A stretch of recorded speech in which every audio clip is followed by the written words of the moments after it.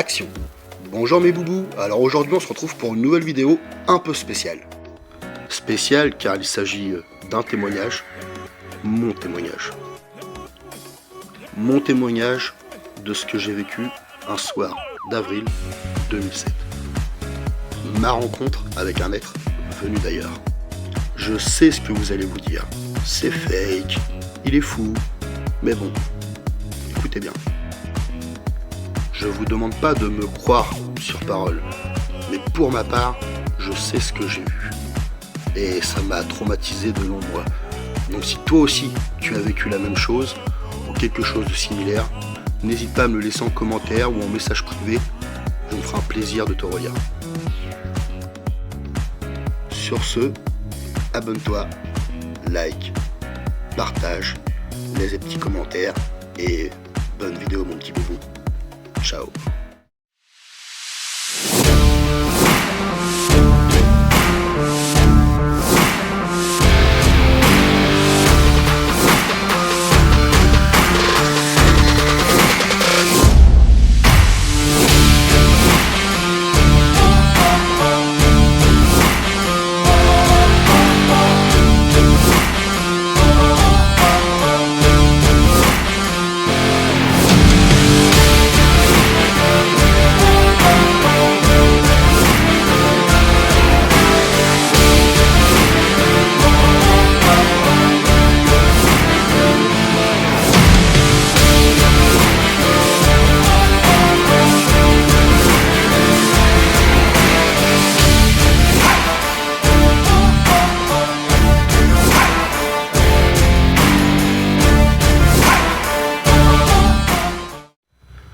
Mon histoire se déroule en avril 2007, un soir de pleine lune. Le temps était pluvieux, mais cependant éclairé par les lueurs que reflétait la lune cette nuit-ci.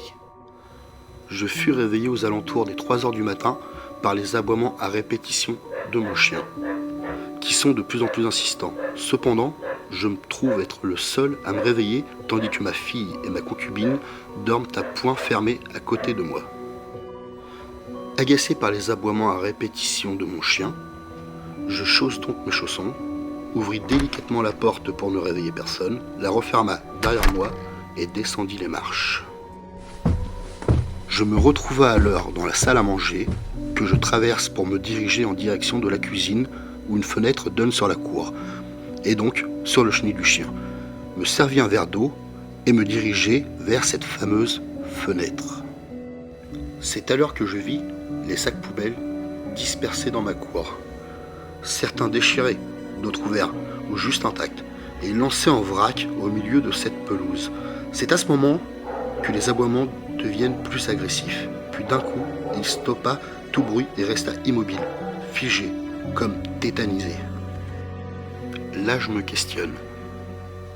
Et c'est avec beaucoup d'appréhension que je me dirige vers la porte de sortie de la cuisine qui mène au garage.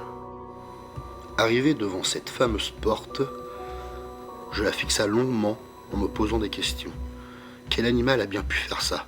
Quel animal pourrait faire cela? Est-il dangereux?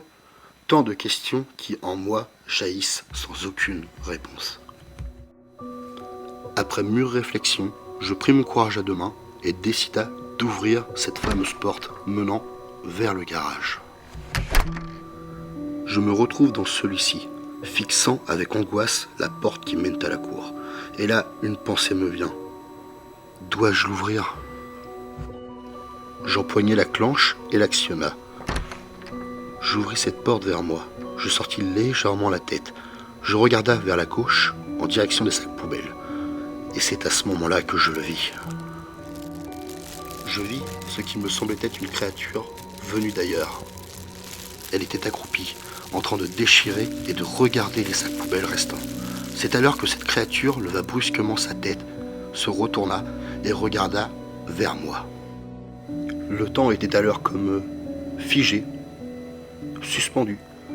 L'atmosphère se fait alors de plus en plus lourde. On se fixa comme cela un temps qui semblait être une éternité, de longues minutes, mais qui fut en réalité seulement quelques secondes. Ce petit être faisait environ 1,50 m, de peau grisâtre, sans poils ni cheveux, une tête disproportionnée à son corps, de grands yeux en forme de gouttes rouges voyantes. À la place des narines se trouvaient 2 trous, une bouche sans lèvres et 2 longs bras munis de 3 doigts chacun qui descendaient le long de son corps. Quand celle-ci me vit, elle se redressa et partit en courant, tout cela en poussant un cri, aigu, rempli d'effroi. Quelques secondes plus tard, j'entendis un bruit venant du fond du champ voisin.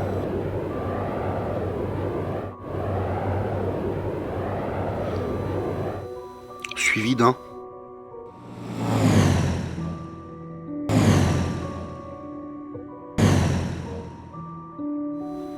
comme un souffle, quand tout d'un coup, le temps était comme reparti. Le chien faisait à nouveau les 100 pas dans son chenil et tout reprit vie autour de moi. Je décide alors de rentrer dans la cuisine. Je m'assieds par terre, dans le noir, adossé au mur. Et tout cela tétanisé pendant au moins 2 heures. Ce jour-là, et les 2 mois qui ont suivi, j'attendais qu'il fasse jour pour sortir de chez moi et me rendre à mon travail. C'est vous dire que ce traumatisme a été profond et marquant. Voilà mes boubous, donc c'était mon témoignage. J'espère qu'il vous aura plu car ce n'est pas du fake, je le répète, c'est réel. Donc surtout n'hésite pas, abonne-toi, like, partage, commente. Commentaire sympa s'il te plaît, parce que je sais que c'est pas évident à croire, mais à plus.